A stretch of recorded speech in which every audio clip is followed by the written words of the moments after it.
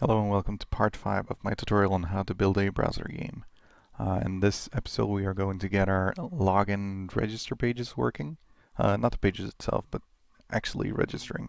So we will set up a database and make sure you can create an account and use that account. But there is one thing I would like to mention here before we start, which is this. Yesterday, or in the previous episode, we set up a kind of dynamic page switching where this is not the end result of yesterday, but we did write this yesterday, where we are looking if the get variable page is set, then we just include we just take the file name and include the page here, so we don't have to manually specify each page. So I told you this was bad because if you type in something like this, where you type in page equals // hidden, you will actually go up one folder. And I thought it was stupid. I didn't mention that you can actually use this, but you can filter it. So for example, if we used in this case, we can just look for this pattern // and remove that from our string. So just to show you how to do that, if we just do a string replace, and you can see that this is the good thing with having an IDE, is that it will just show you the syntax. So we can see the first parameter to this str replace is the value being searched for. The second one is what we should replace it with, and the third one is what we should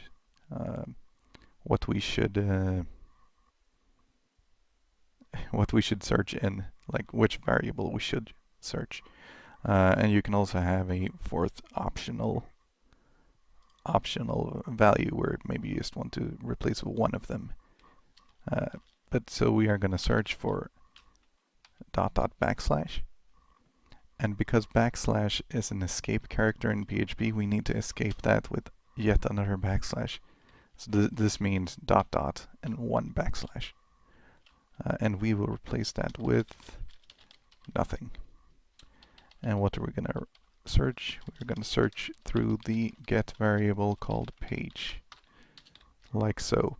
And now instead of including the actual variable and the super variable get page, we will just include this one, page.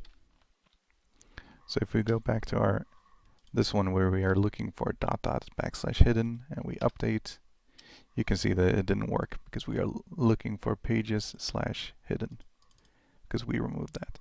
And it also works if you put in multiple like this. It will remove all of them. But still, this is not looking very good because we get warnings and stuff like that. So you can use this method, and we can actually suppress the messages. If you just type a @ in front of any command, we will suppress the error messages. So if we go back and update, sorry, I forgot to save. And now we update, and there we go. So we are still looking for the correct page, like pages / hidden, but it doesn't show us anything. So you can do that, but I prefer to have this way because you have more control. You have more control over it this way. But if you have lots of pages, maybe you want to use that. Yeah, we might actually use the other one later on. Anyways, let's get started with this episode. So what we are going to start with is let's create our database. So web server is included with something called phpMyAdmin. So if you just go to the localhost /phpMyAdmin, you can get to this website, which is where you can manage your database. So you just log in with root and no password because you haven't configured anything yet. And from here you can create your database, and you can do all sorts of things. I am not a big fan of phpMyAdmin, so I am going to use a different tool. So I have already downloaded it, but I will use a small SQL tool called HideSQL. So you can download it here. If just Google HideSQL, hidesql.com, and just download it for your operating system. Because I've had trouble with PHP MyAdmin. The interface is a bit weird for me and things like that. So we are going to use HideSQL. But you can't use this. You can just press new here and type in your database name, and it's going to be fine. But we are going to use HideSQL, so let's get back to it. I'm just going to start it like that, and we will connect to localhost or 127.0.0.1. This is the same as localhost, and just root default port and just open. And you can save this connection later on. If you set a password, you will probably want to save it. So as you can see, this is the exact same thing.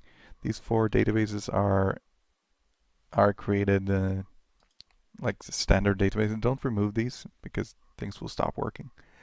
So what we are going to do is we are going to create a new database, and we will call it browser game. You cannot use capital letters in the database name. This one chooses the collation for us. So I chose Latin 1 Swedish CI for me. Might choose something different for you. And I don't care about Swedish characters, so let's just switch it to UTF-8. There should be a general one. UTF-8 General CI. And bam. So now we have a database. It's completely empty. So let's create a table. So table is where we can actually store the data. So let's create a table to store our users. So we can just call it users, and we will add an ID. So these are like attributes that every row will have. Every user will have these attributes. So we will have a username, and the username is going to be of the type called varchar. So you have with strings, you have the 2 most common are char and varchar. I don't think char is very common, but so char is a fixed length. So if we take char and 50, then every username needs to be 50 characters long. It cannot be 49, it cannot be 51. So let's just go with varchar. 50 seems a bit long. Let's turn down to 20, and we will create a. They will also have a password. And what else? An email, maybe? Seems a bit short for an email. Let's bump that up to 100. And the password is also a bit short, but whatever. Let's give it 50. And we will also add a creation date. Let's move that down. And this one will be of the type date time, and we can actually choose this one to have a default value of current timestamp. So then you don't need to specify it. Instead, each time you add a user, it will automatically add the creation date for you. And the time is based on the server. So if you're in America and the server is in Sweden, the time will be, even though you created your account at 5 a.m. over there, it might be, I don't know, what would it be here? Maybe 10 at night, something like that. I don't know. So that's something to keep in mind. So the ID, it needs to be we need to create a new index and give it the primary index. The primary index needs to be unique, and the ID will be unique. So as default, we're just going to set it to auto increment. So it will choose its own ID, and it will just, if you create a user, it will get ID 1. The next user you create will get ID 2. The third one ID 3, and so on. So I think this is fine, and we will save this like that. So you can go to the tab, data tab, and we can create users manually by just inserting row, type in the username, Reka, the password, and let's just leave the email. And you can see that I got an ID of 1, and the creation date is right now. And we can insert another one with not Rika, not password. And we will get the ID of 2 and a new time. So we can leave these in for now for use testing. So this is fine, I think. Maybe we need to specify a length here. So the length for an int is how many numbers it can be. So 11 will be, I don't know, 1 billion, maybe something like that. But we can just so this one will never hit the roof. Let's just type in 255.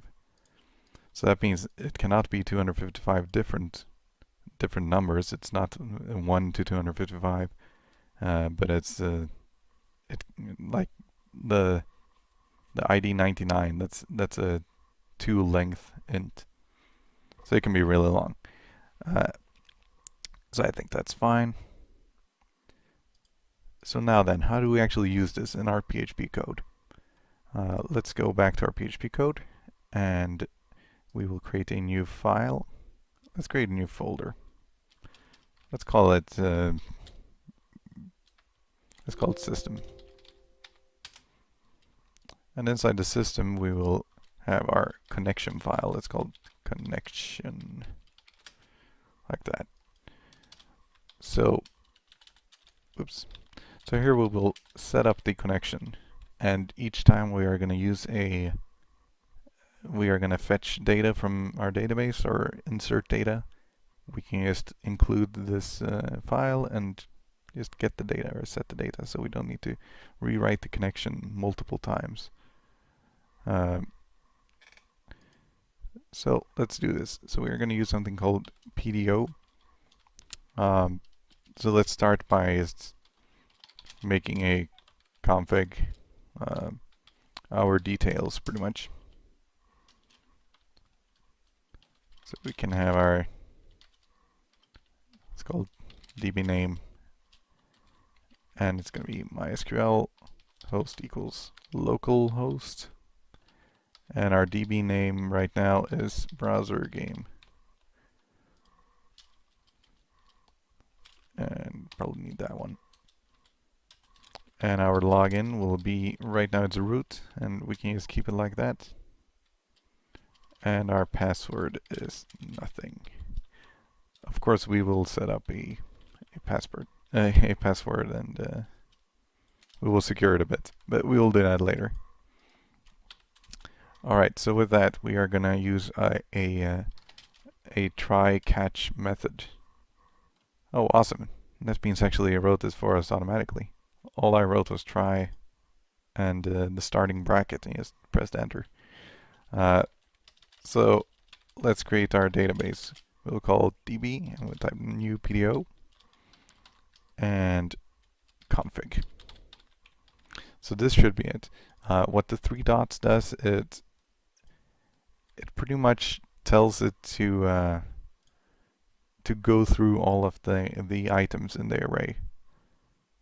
So this PDO class or function or command, whatever you want to create it, whatever you want to call it, when we create the connection, it will use the DB name, it will use the login, it will use the password, because we write this, so it will use all of them.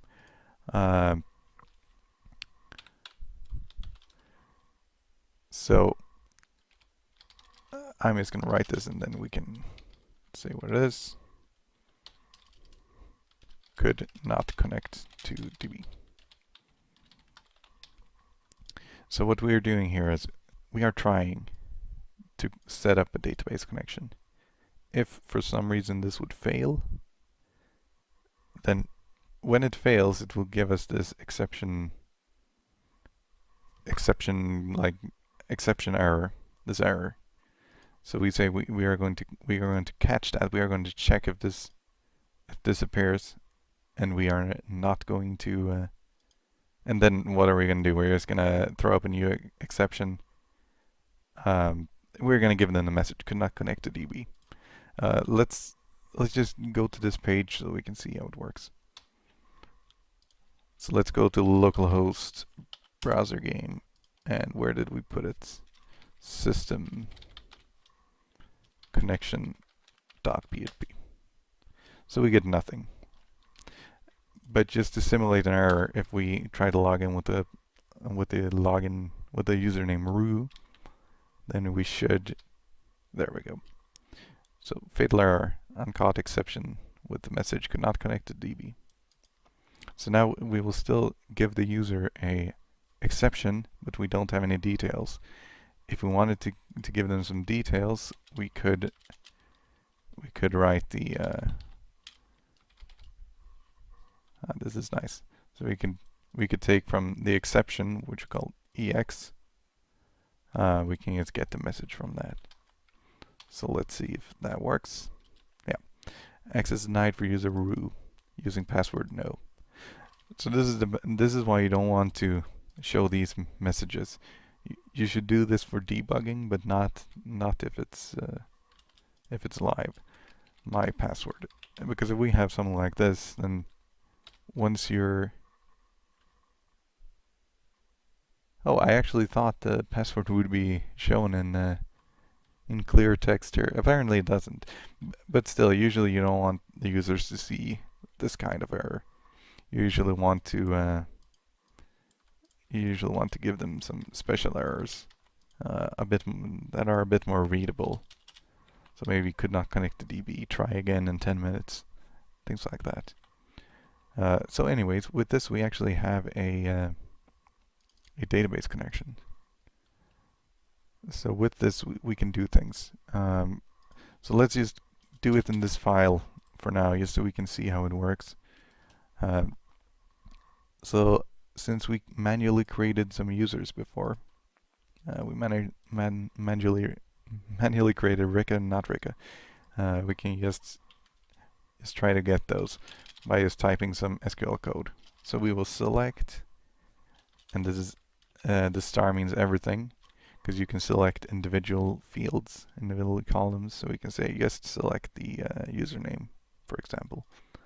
But let's take them all from the database table called users, and we don't need anything more. So we can actually, this is probably a good idea if you don't know much SQL, to before writing the actual PHP code, just test your SQL commands. And we can do that directly in phpMyAdmin or directly in HideSQL. If you just go to your database and there's a tab called Query, and you just write in your SQL code and just execute SQL. And there we go, we will get this result. So that's good. That means we will actually, our PHP code will beat the error if we cannot get this. Because if we would have this, for example, then of course that's going to fail, but our PHP code might tell us otherwise. And we might think there's something wrong with the code and not the SQL code itself. So let's continue. Let's just do a simple query. And database query. And just like that. So with this we have run the query. We have done this to the database. So because it was we did a select, we want to get some data. We are not writing any data, we just want to fetch the data, just get it.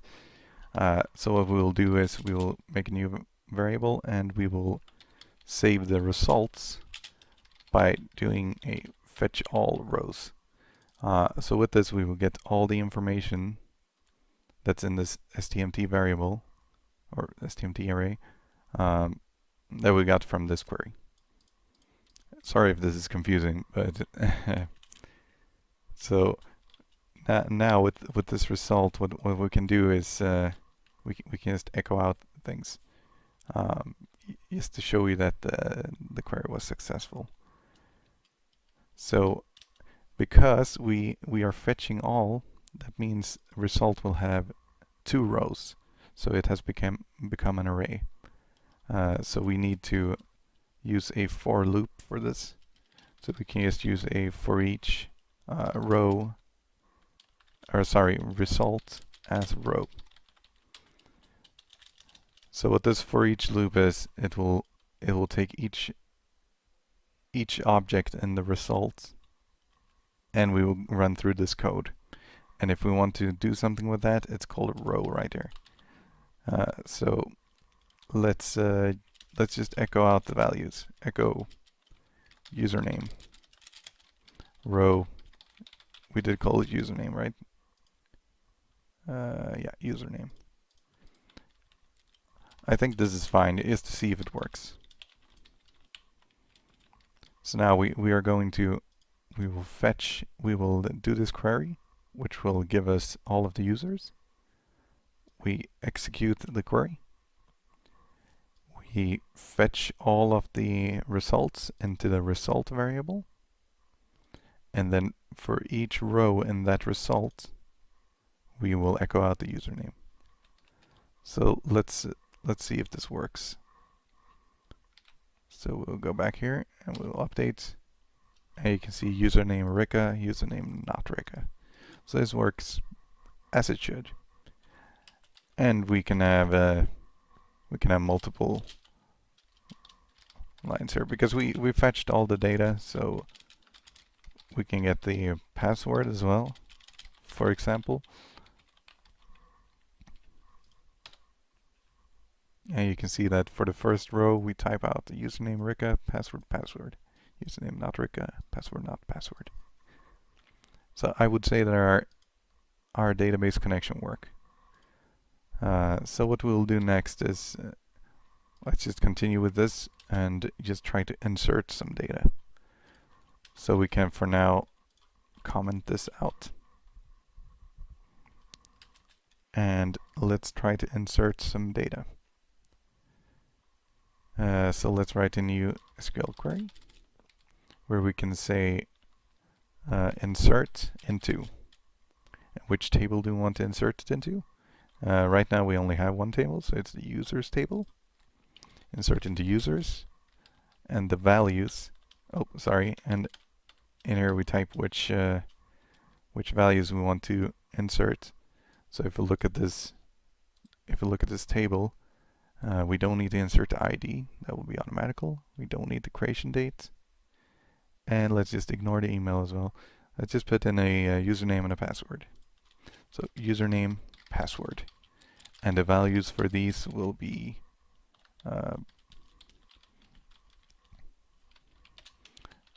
maybe I am terrible at coming up with usernames. Maybe my real name, Frederick. And the password is my real password. No. Password 123. So this is our SQL query. So let's just do this the exact same way by just doing a db query with the SQL. And as usual, we can call this something SQL2 or anything. If we ran this at the same time, the SQL here, because we only use one equal sign operator, it will replace whatever was in the SQL before. Same with STMT.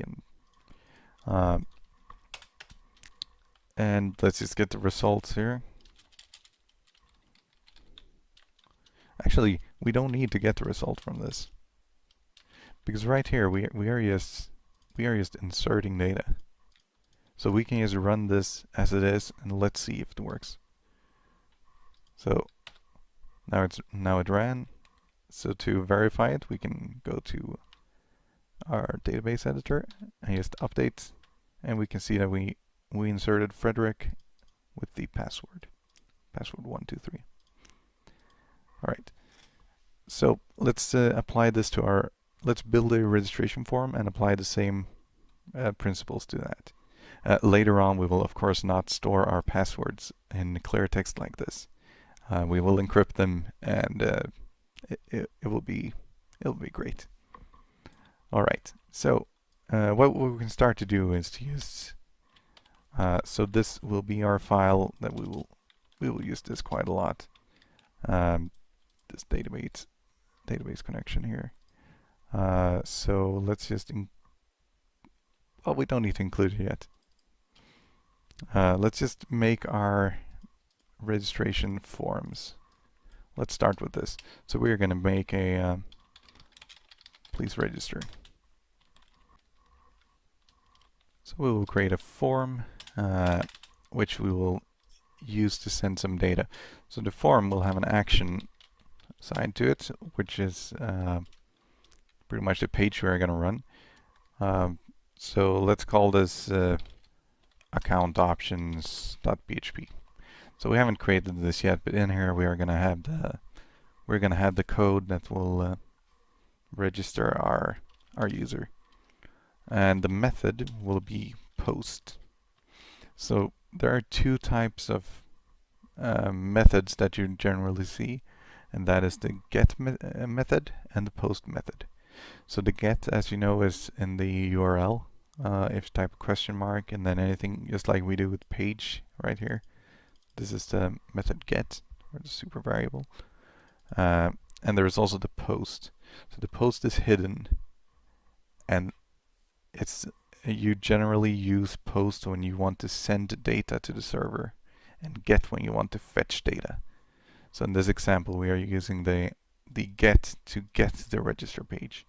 And then we are going to use the post to post our username and password to this server. So they are hidden, so it would be pretty awful if your username and password was shown in the browser when you register. So that's what it's going to do. So we need a couple of things. We need a username, and let's give that an input. So we had an input field before as well. It's going to be in text, and we will the post variables, if you give them the name, this is what you will actually match on later. So we can just call it username, like so, and let's add a BR. And the password, input type equals text, name equals password.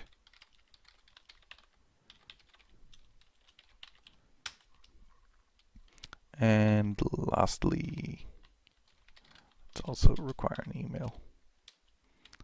Input type equals, I think there is an email type. Yeah, it is. No, we shouldn't have text here. We should have there is a password. If it's text, it will be visible, but if we have email, it will be just asterisks. Difficult to pronounce.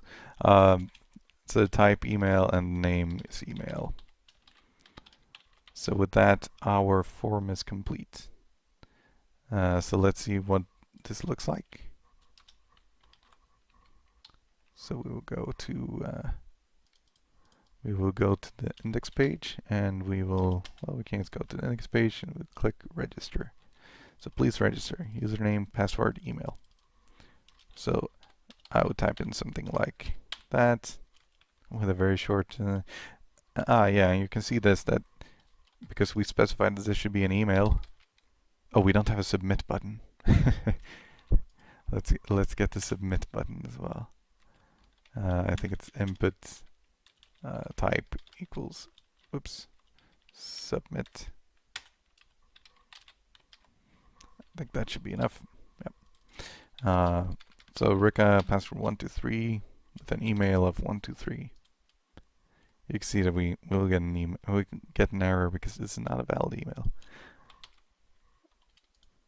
So all it's looking for is just like, you need to have something like this. Do we need a dot as well? No. But still, it's better than nothing. So our website was, of course, or the file was, of course, not found because we were just trying to go to browser game account options.php. So that's not going to work very well.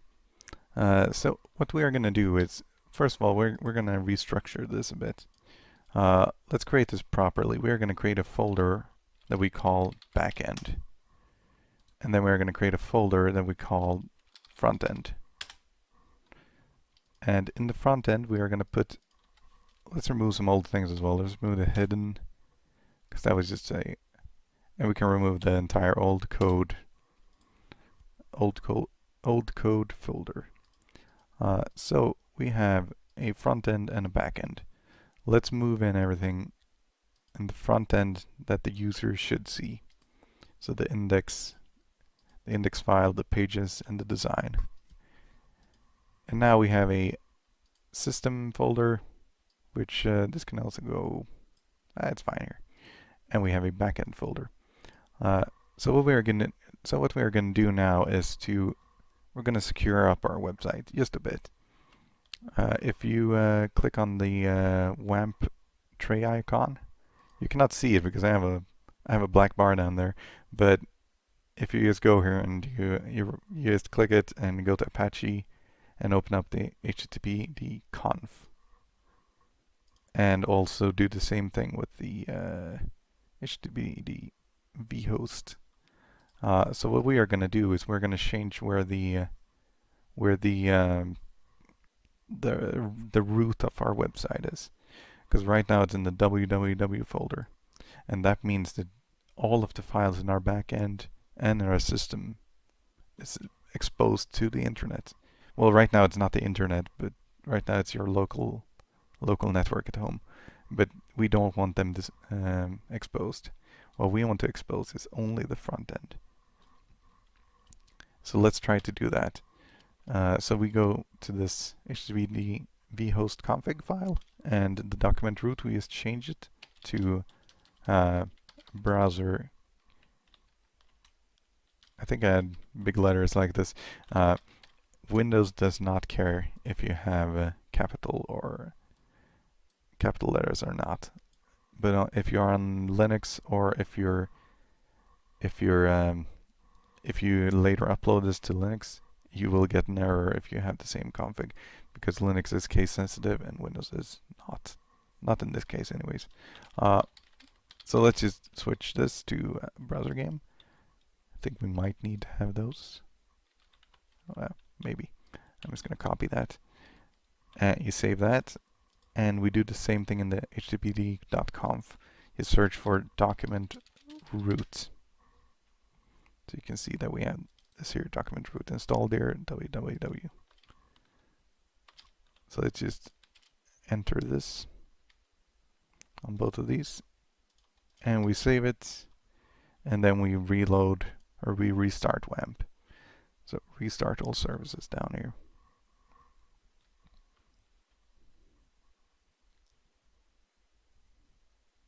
So there we go, it's restarted for me.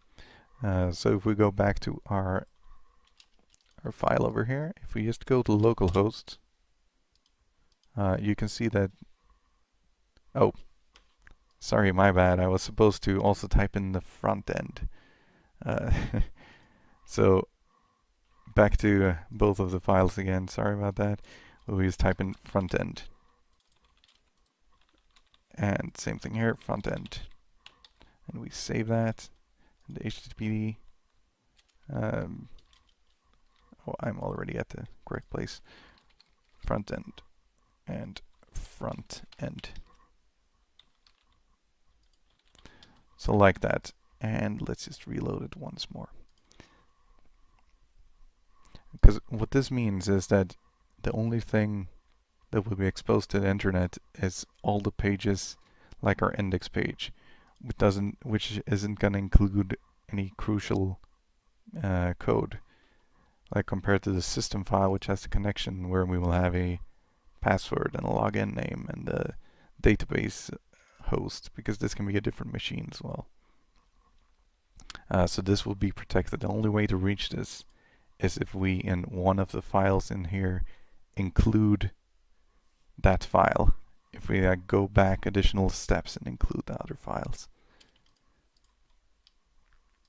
So I have restarted, and if we go back to our localhost/frontend, we will find nothing, because the base will now be localhost.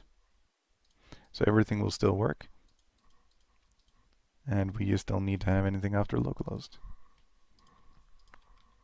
Alright, so with this, we are going to create in the back end, we will create a new PHP file, which we will call account options.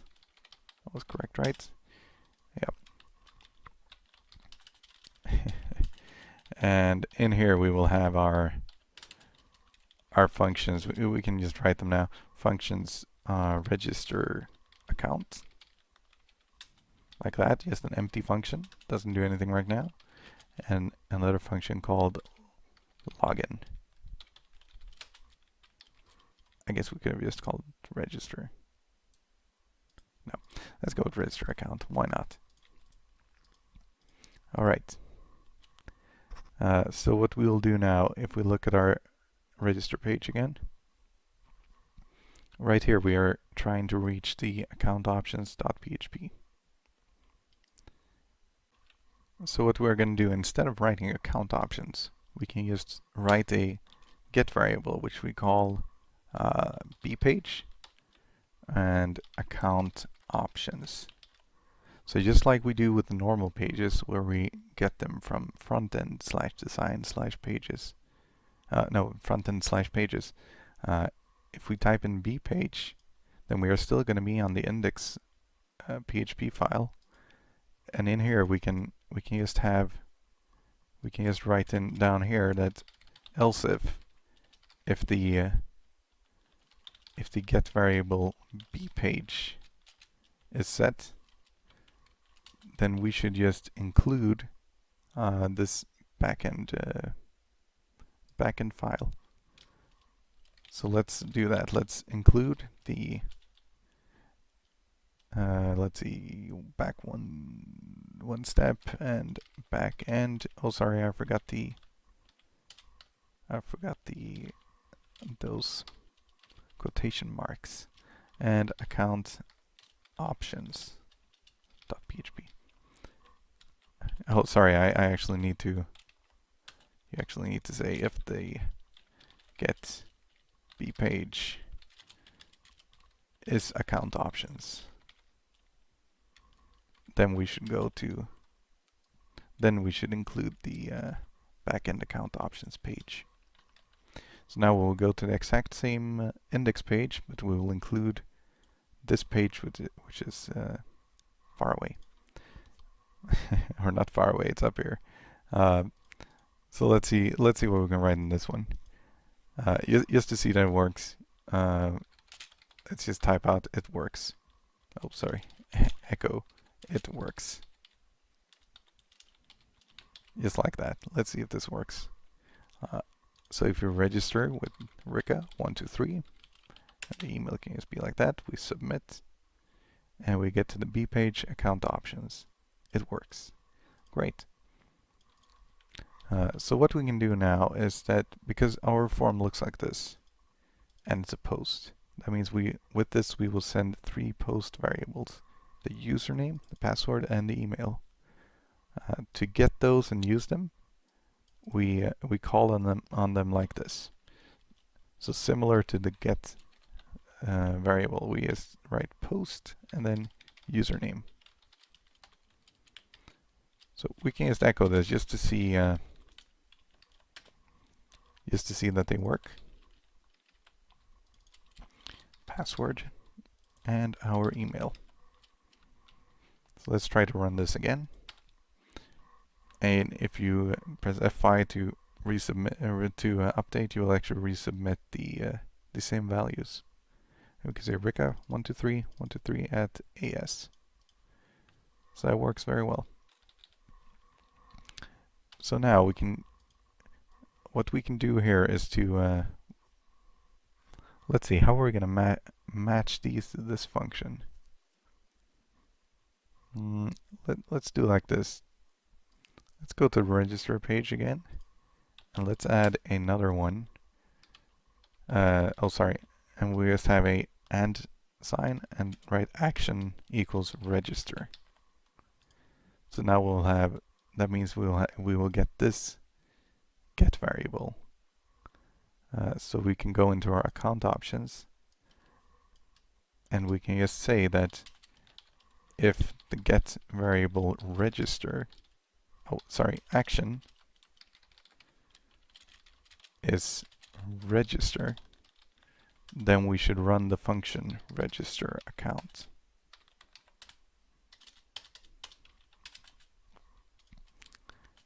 And we can just have an else if as well here. If it's if it's login, then we will, of course, do the login function.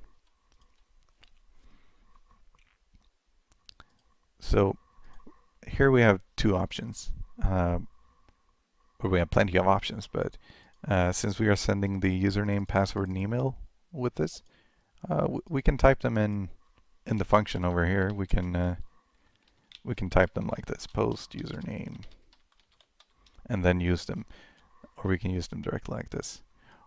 Or we can have that register account should have three variables. One is the username, another one is password, and the third one is the email.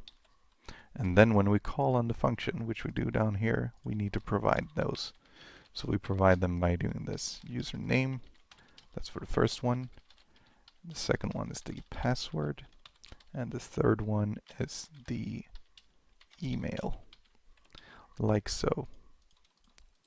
So just to see that this works, we can echo them out here.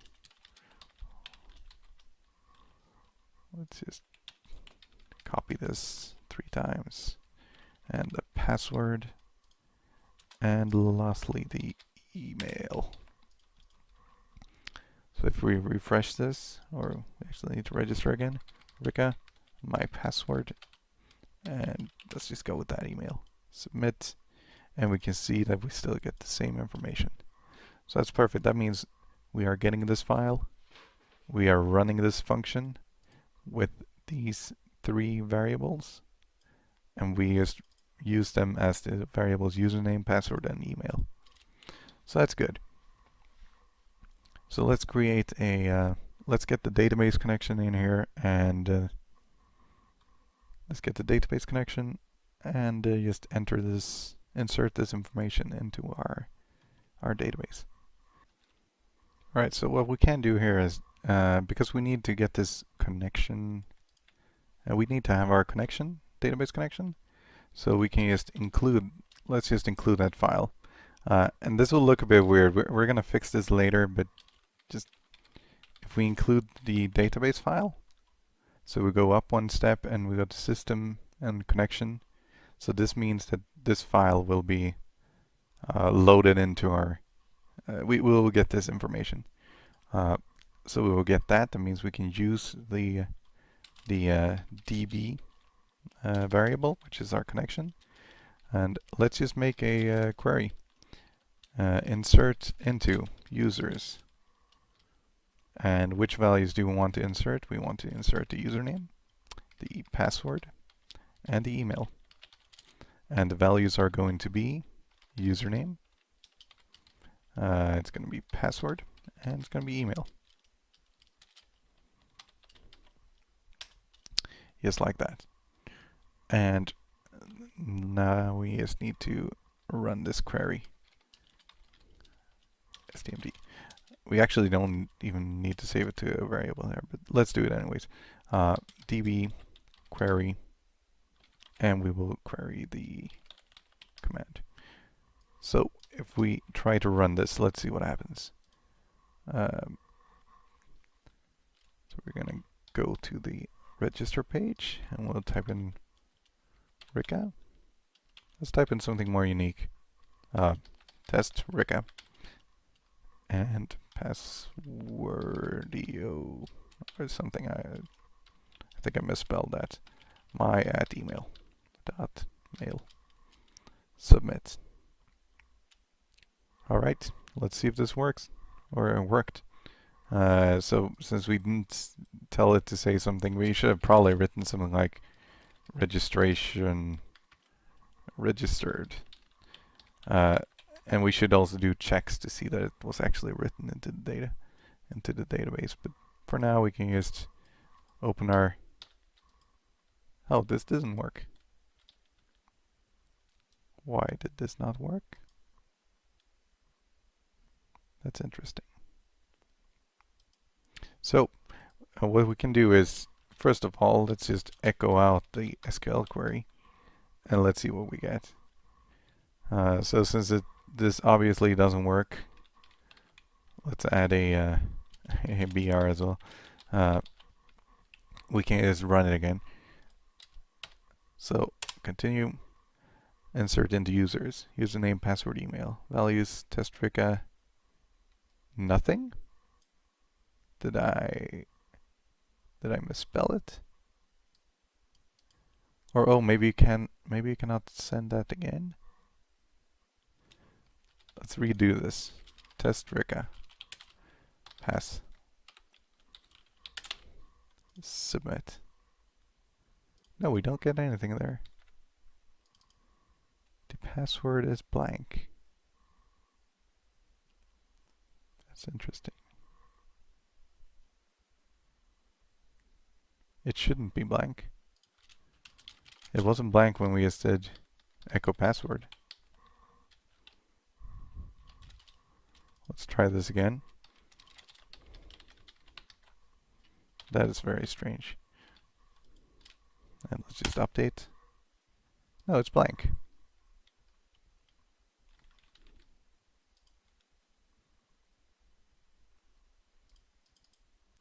So why is the password blank? This is a register page. We have the name, password. And that means in our account options, the post password should be this one. And it is the same one. Oh, I get it.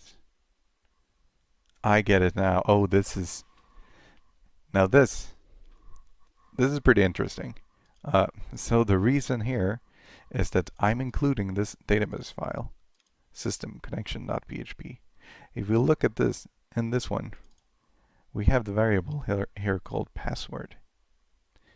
And because we are using that one, we are overwriting the password and just making it blank. So either we can, just as a quick fix, let's just switch this to password 2. Don't worry, we're going to fix this later. But it's good to get these kind of errors. So let's try to run this again. We will update. And there we go. Now we get an actual password. Let's see. I don't think... Yeah, we still don't... we still aren't able to do a... we don't create a row in our database. But let's copy all of this.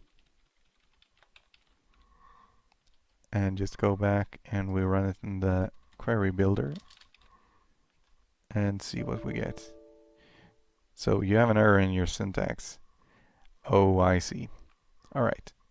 So what happened here is that we don't insert these attributes or these variables as strings. So what we can do here is to just surround them by single quotes. And now we're pretty much saying that you should go in as text.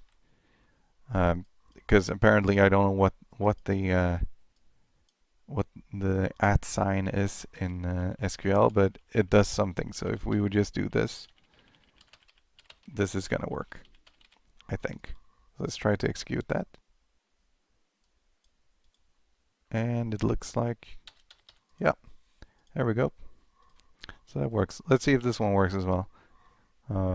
Let's go back to our register form and testrica 2 password and new @ email. And we submit. And we go back and let's see if there it is. Awesome. So we can actually insert data. That's good. And we can fetch data, which we did earlier. Alright, let's clean this up a bit. First of all, let's remove our SQL code over there. And this one, we really shouldn't have it here, because that means we would, when we log in, we also need to have an include here. We need to have an include everywhere. And our game is going to use the database connection on pretty much every single page we get to. So what we can do is we just put it in the index file. We can just put it on the top here.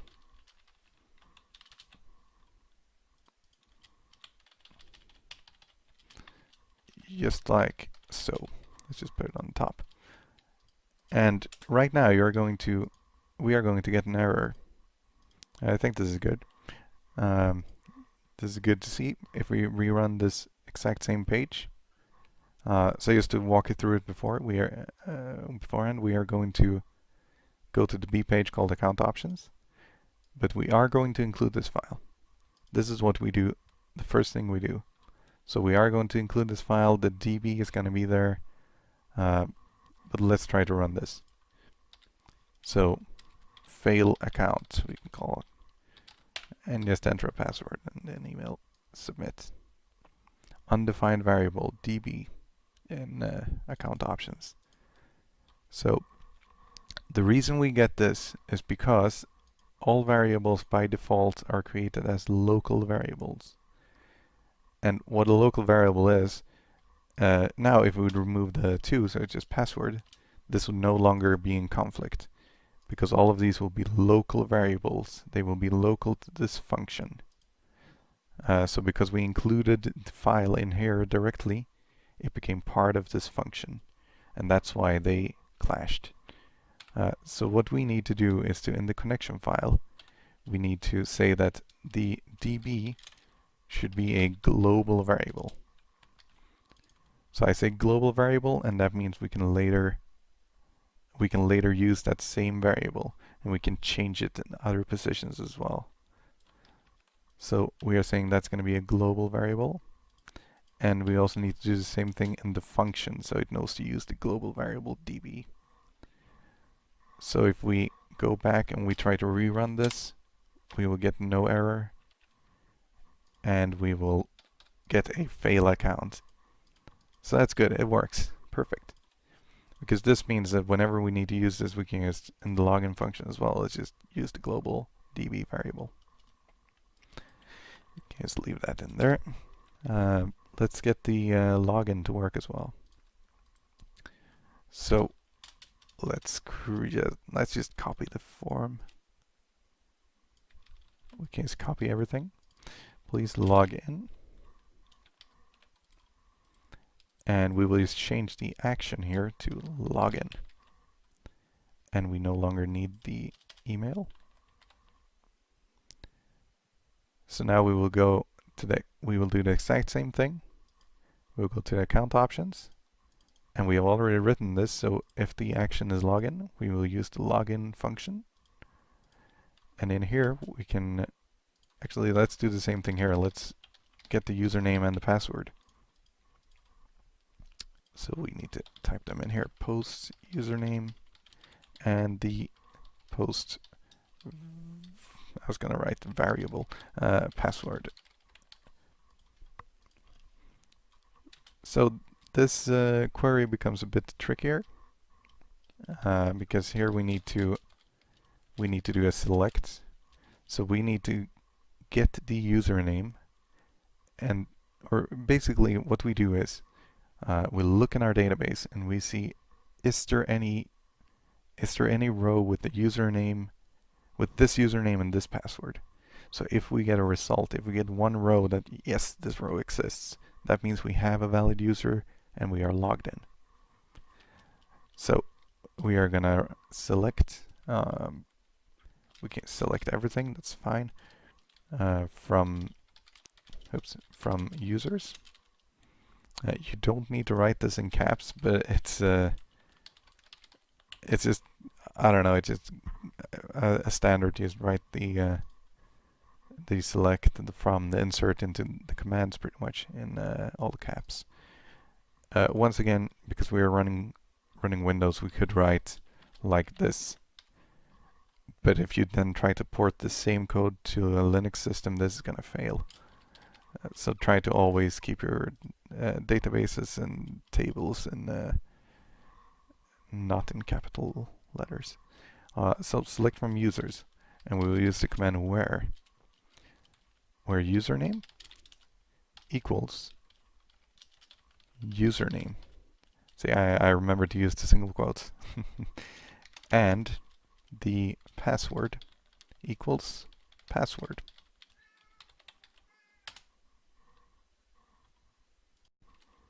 And now we will just run this query, db query, and oops, sorry, SQL. And all we will do is we will just check if the row count is greater than 0. So if we have a row count greater than 0, that means we hit something. Something had the username and the password. So that means we are logged in. Or, well, we found our user. So if it's not, if the rows are 0, that means we didn't get a matching user and password. So user/password not found. So you can do different things here. You can look for the username first and then match the password, because then you know that the username is correct, the user exists, but the password doesn't. But generally, that's not a good idea. Just because, like, brute forcing, then they will know that, okay, there is a user called this, but the password is wrong. Let's try different passwords. But yeah, so just user/password not found. I think that's fine. So let's see if we can try this out. Let's go to the login page, and we can log in with just Rika and just type in a 1. User/password not found. I don't remember what I set for a password, so let's go back here, and we had Rika and password. Rika password. Logged in. So it works. We are kind of logged in. Cool. So we are logged in, but we don't see any difference with the page.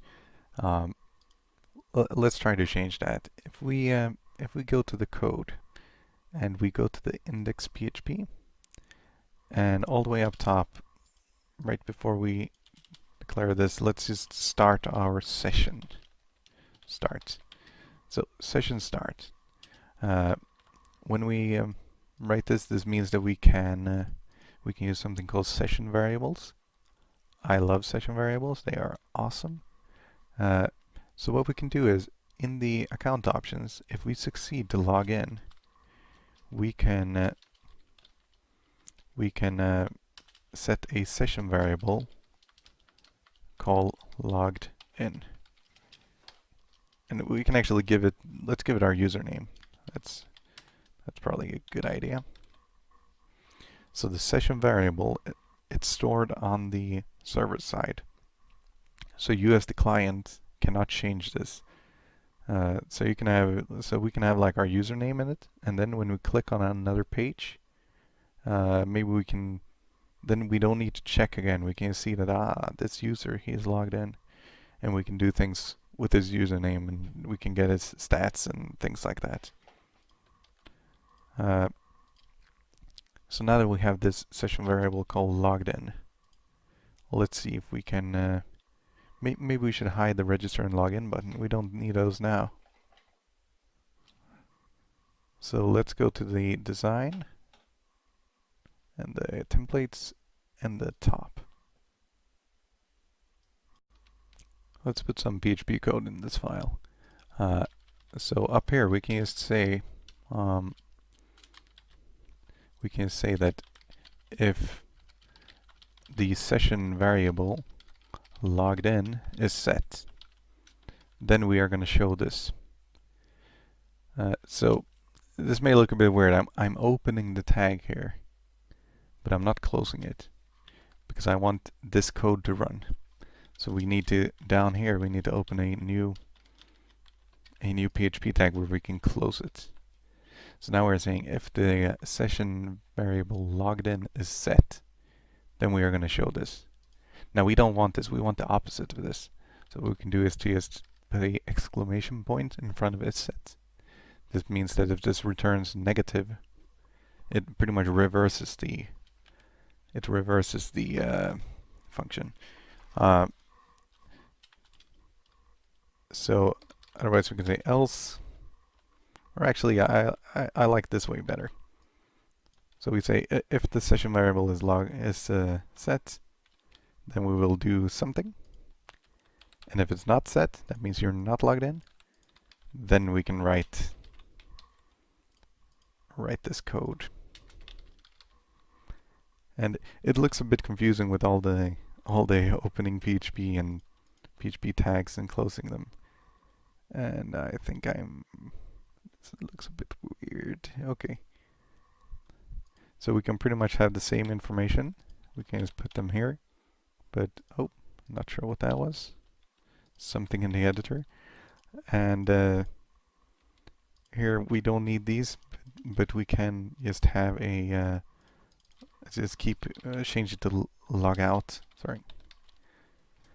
So this means that if we are logged in, we will see the logout button because we will get this rule. If we're not logged in, we will see this. So let's see if this works. Let's go back to our page where we are logged in. If we just update this, we're still logged in. Whoops. All right, like this. So we are logged in right now. Let's make the logout button work. Let's go back to our code and let's see the logout. So logout, we can pretty much do the same thing here. We can go into the register file because I don't remember the exact thing here. We just copy all of this and the top.php. So instead of going to page register, which we do now, we can just go to the B page, account options, and action logout. And in the account options, let's just get another else if in here. Else if gets log out. Oh, sorry. Action equals logout. Then we are gonna log out.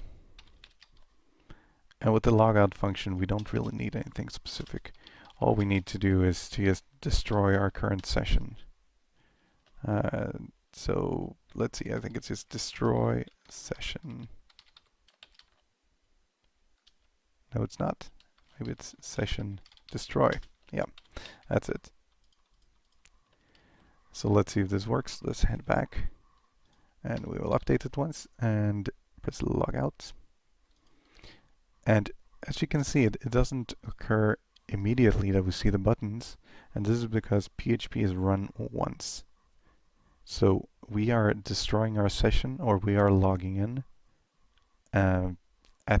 after we draw all this, after we show you the web page. So they cannot change the buttons, but if we just update once, we can see that the register and login came back. Just to make it a bit clearer, let's also echo logged out. So we have login, we have register, we have logged out. So let's try this again. So if we just go to the normal page here, and we click login, we're prompted to log in. We will log in Rika and password.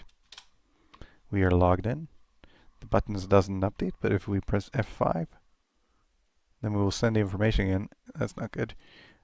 Well, it will be fine, but if we just remove this, we just refresh the site, and we will get logout. So this is not perfect, but it's pretty good. We can log out, we can press it again, and we will get because the page will update, so we will get those. So the thing we can do, and let's head back to the code. In our index page, I think we're going to change the entire way this works, because you can have, let's see if this works. We can have in here, if we succeed to log in, we can just change our header to location page equals login, logged in, something like that. So that means if we complete the login, we will change the header of your browser to go to this page instead, page login. So let's see if this works. If we go back to our website, we'll log out, and we'll log in again, and Rika password login. And you can see that we get to the T page. No, we get to the page equals logged in. And of course it's an invalid link because we haven't made a page called logged in. but like in this way, because we are updating it again. We are updating the site again because we are changing our header. We get the logout button immediately. So this is not something you should do.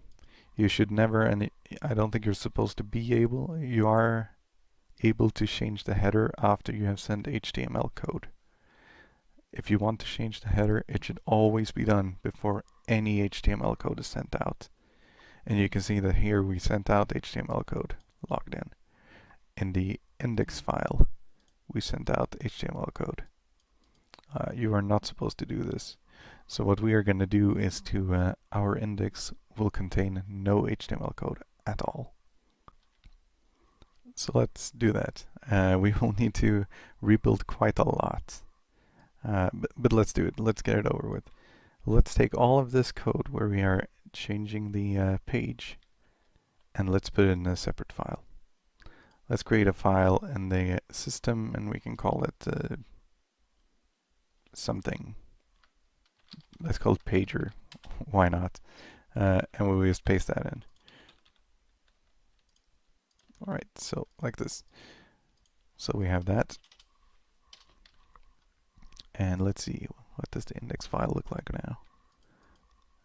So we will also create a template, which we will call UI.php. And this one will contain all of our UI code. So let's take all of this and paste it in here. So now we also need to change these because it's in the like so and like so. They're in the same folder, so we can just get them in. So what we can do here is if we define this as a function, let's call it getPage.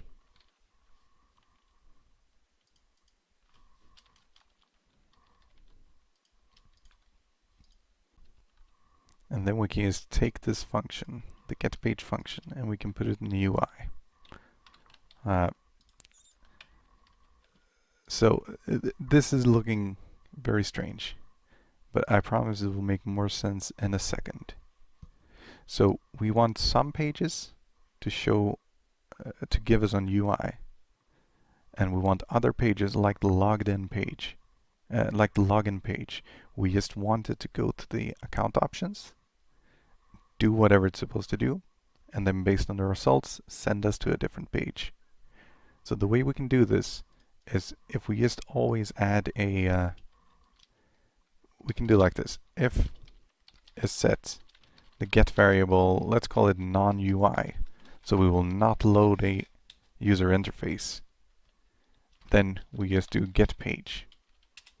And else, so this means if the UI, the get variable UI is not set, then we will just include the UI. So we will include the front end, design, oh wait, not front end, design, templates, and the UI.php.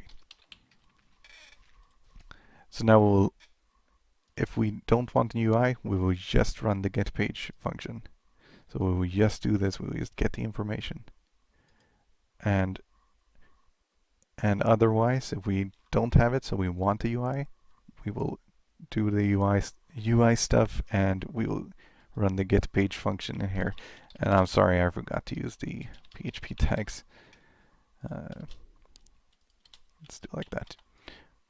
So let's see if this works. We need to change our links for this. So you can see everything here is just PHP code, no HTML. So no issue with redirecting. And if we look at our account option, we can remove the echo registered. Or let's keep it in for now. Let's remove this echo logged in. Instead, we just move we just change the header to page logged in. And here we should also switch to something else. But for now, we can keep this. For now, we can keep all of that. What we will change is in the top.php. If we change it so that let's see, the logout, we will also not show an UI. So we just add and non-UI. That means we will not get this, get all of the colors and the text and things like that. And same thing for the register. No, not the register. This is not what we want. Right, that information is in the actual form. In the register form, we don't need a UI. In the login form, we don't need a UI. So when we log in, we don't need a UI. So quickly, to see if this works, let's go to the... I should probably close a bunch of these. I'm just going to close all of the pages. We had too many. So what's going to happen is we go to the index. If we don't have the non-UI, we will just get the standard. Well, let's see what happens if we don't have anything. If we just go to localhost, we got an error. Nice. And you can see why. It's because we forgot to the get page. We don't actually have that function because we never included this pager function. So let's include that as well. And it's in the same place. It's in the system pager.php. So if we update this again, there we go. You need to specify a page. So it seems to be working because you need to specify a page. That is what we wrote in the pager. If there is no, if the page is not set, then we will go to the you need to specify a page. All right, let's see if the other functions work. Let's try to click on logout. It just says logged out. And you can see that the URL is non-UI, so we just get this white background, nothing at all. So that's good. That's what we wanted. Let's quickly just create a like welcome page, and let's put that as the default. Let's create a welcome page, and let's also create a logged in page.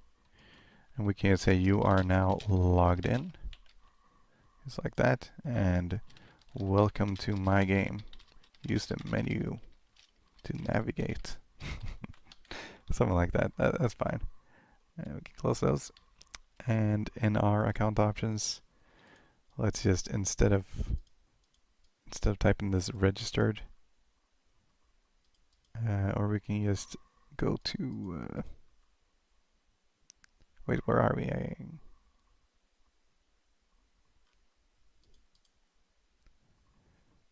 Okay, so the logged out, we can just change this so that we go to the header, location, page equals. Actually, we don't need to.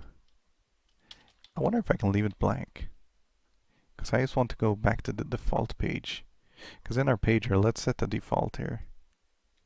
Because we can say that if we don't get a page, if page isn't set, let's say if the session variable logged in is set. Oh, I forgot this set. Hang on. Like so.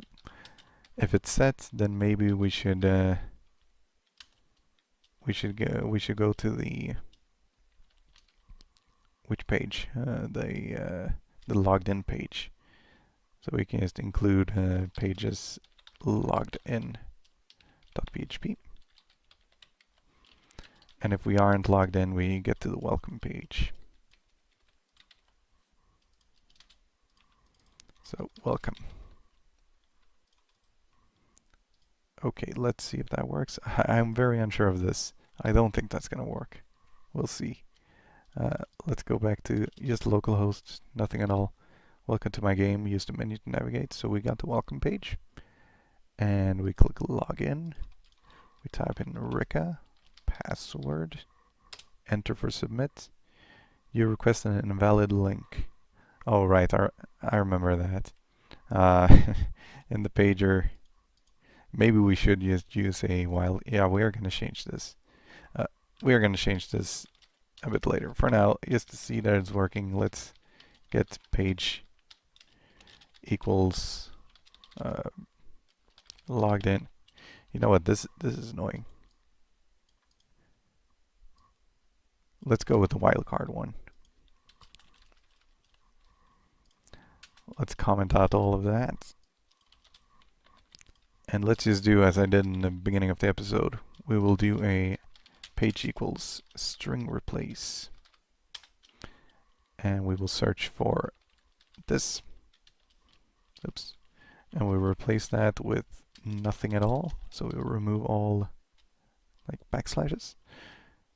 And what we will search through is the get page.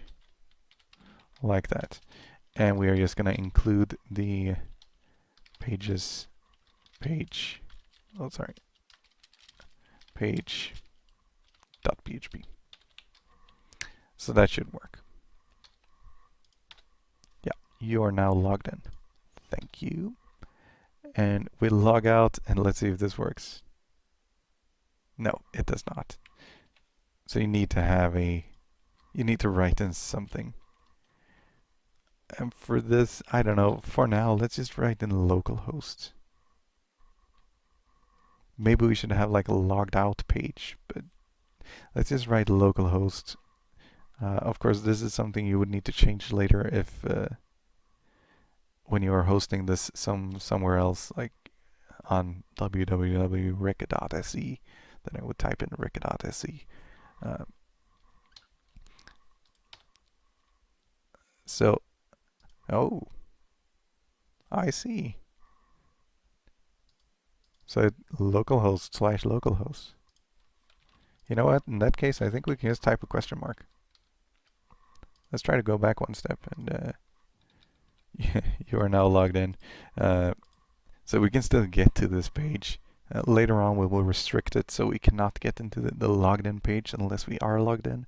But let's not do that now. Let's start by logging in. Rika password and log out. Yep, it works. Cool. So we just get logged out, and you can see that the buttons they change. Let's try to register as well. Test user 123, same mail as before. Submit. Yeah, we didn't change this one. So what we can do is to instead of writing echoing out the word registered, let's redirect ourselves, and also let's log ourselves in. Because you have just created an account, why need to log in right afterwards? So login will basically just be writing in the session variable's username. And here we also need to check that this works, but let's not do that check right now. And we will change the header to logged in, and we can just have another one called not massage, message, and registered.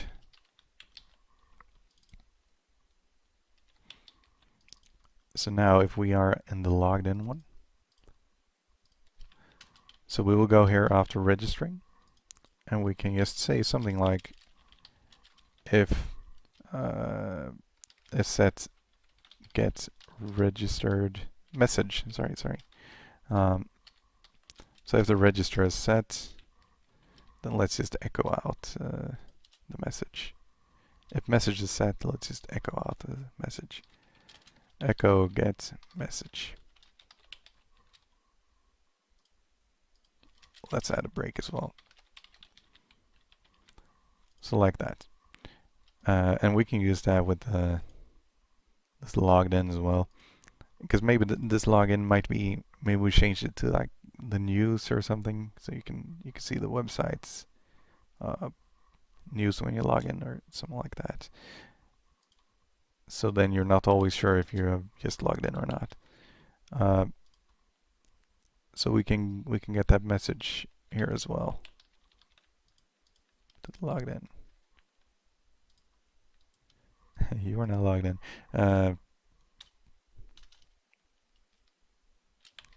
Well, let's leave that. So this is just pretty much for testing. you logged in. This is not going to work very well because the it's going to be in the URL and you cannot use spaces. So you can type $20. I think we can type that because that is the URL equivalency to a space. Let's see if that works. Let's try to log in. Username, Rika, password. It did not work. Why did this not work?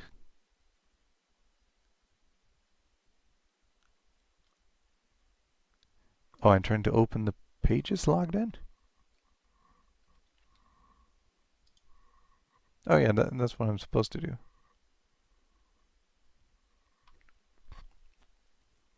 Hang on, I'm missing some. Oh, I see what I'm missing now. So an and sign instead of a question mark. Because the question mark is just to start, like, after the question mark, here comes the variables. So same thing up here. Logged in and message equals registered. Let's try to update that. Oh, right, we need to manually change it. You logged in. You are now logged in. So that means that works. Let's try one more time to create an account. Query. I was gonna write query, but I didn't. Submit. Registered. You are now logged in. Awesome. So I think that works very well. Yeah, I think it works very well. And I think maybe later on we probably want to change this to not just write out the message, but the message can be login, and then we say if it's login, do this. Like write it with some fancy styles and things like that. So we don't have to write the entire message up in the URL, because that's very ugly. But I think this is fine. This is fine for now. Have I missed something? What happens when we log out? You should probably add a message there as well. But that's fine. You can do that yourself. It's the same kind of principles, so shouldn't be a problem. All right, so I think we are almost done. So the one thing we haven't covered is SQL injection. What SQL injection is that, for example, if we go here and you want to log in, and we log in with the username, and then we just type something like this, drop table users. If I submit this, and this may not be correctly formatted, our database will be deleted. Because we do not check for if this is true, or if this is only a string, we don't do any checks at all. So what the SQL code is going to think, because we write this, this one, the string will end here, and this is the end of the command. And here we start a new command saying, let's drop the table users. Let's remove the table users. And that's not a good thing. So we are going to protect against this, and that is the reason why we are using the PDO, because this has built-in, or not built-in, but it's very easy to write SQL injection protection code. So let's just quickly change our queries. So what we are going to change is, with this one, we are insert into users, and we are just directly inserting these values. So what we can do instead, we have two options. And one is to write question marks like this. And then later on, or just below, we will define what those are. And we do that in this manner. So instead of doing a query here, what we are going to do is to, we are going to prepare. We're going to use prepare instead. And this will actually not do anything, not yet. And then instead of or not instead of, we will just use the execute command. And in here, we need to decide what the question marks are going to be. So we will say it's going to be an array, and the first one is going to be username. And the second one is going to be, what's it going to be? Password.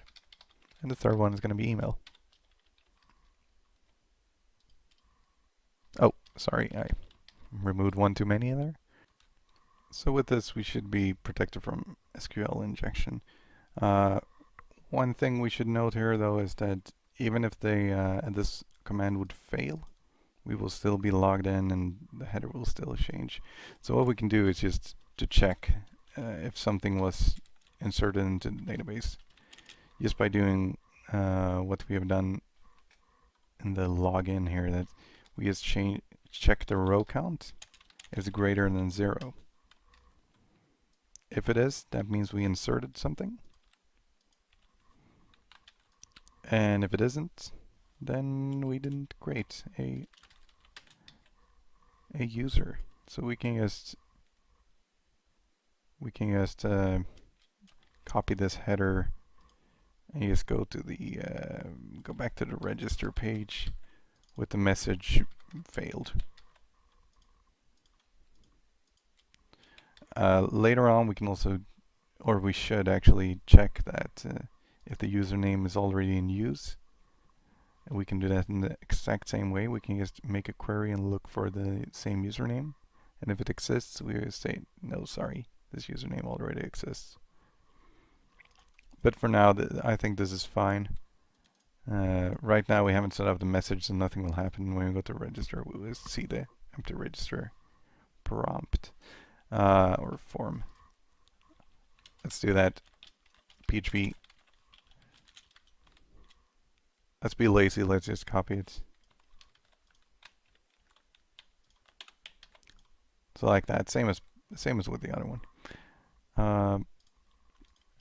So with that, I think we can just copy this, or not copy it, but use the same structure.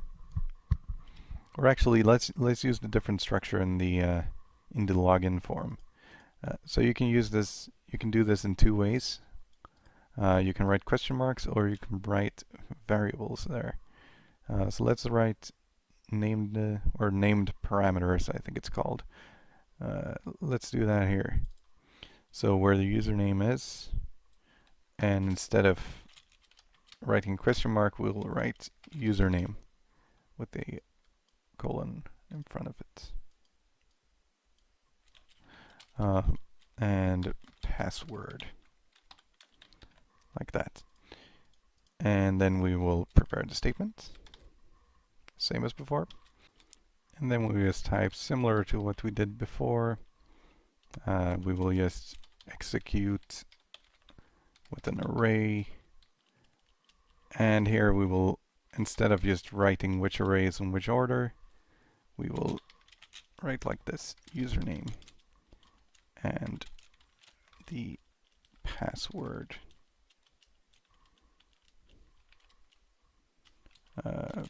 Like password, like so. So this will have the exact same effect as writing it like with that up there. So let's check if this works. We will log out. We will try to log in. Rika password. You're now logged in, so obviously it works. Great. Log out, register. And yeah, I had this one before. I had some trouble with with this, but if we were to insert this with just a normal password and submit, it works, and it doesn't drop our table. Now, if you have followed this guide and you did this, you would get an error, because you would get the error because we set our username as a maximum 20 characters, and that is way longer. I just switched it up to 50 in between the recordings because I was having some trouble with getting the message to show. Anyway, so because we used the question marks the prepared statements, we could save our data by just writing in this username. So in the future, you probably want to we probably want to just say these characters are available. So we will check the username string, and we will see that make sure it only contains like A to Z, and maybe a space. I don't know if you want to allow that or not. And if it doesn't, then just either give them an error or just remove them. And if you would remove them, maybe this username would look like this. And I guess that would be fine. But so yeah, let's just remove that. Delete. We can actually delete all of these. Well, all except one. We'll keep one. So yeah, I think this this is enough for this episode. It was really long. So we also check if let's make sure this works. We actually didn't check this. If we log out and we register, and we try to hang on, I don't think let's switch this back to I did no. Okay, let's switch it back to 20 characters. And let's just write in a username with a ton of characters. We should not be able to register now. Yeah. So we get back to the register page, we get the failed message, and we get to register again. Great. So that is enough for this episode. In the next episode, I'm not sure what we're going to do. We'll see. We'll see. We have lots of stuff to do. So in the next episode, maybe we can set up the database and just like set up your base, give you some resources, stuff like that. Things are going to go a lot quicker from now on, because I've been trying to explain everything in as much detail as I can, and hopefully now I don't need to explain what a variable is every single time. And like the connection is set up, our format is set up with the index file, and the paging is set up. So I think I think it will go a lot quicker.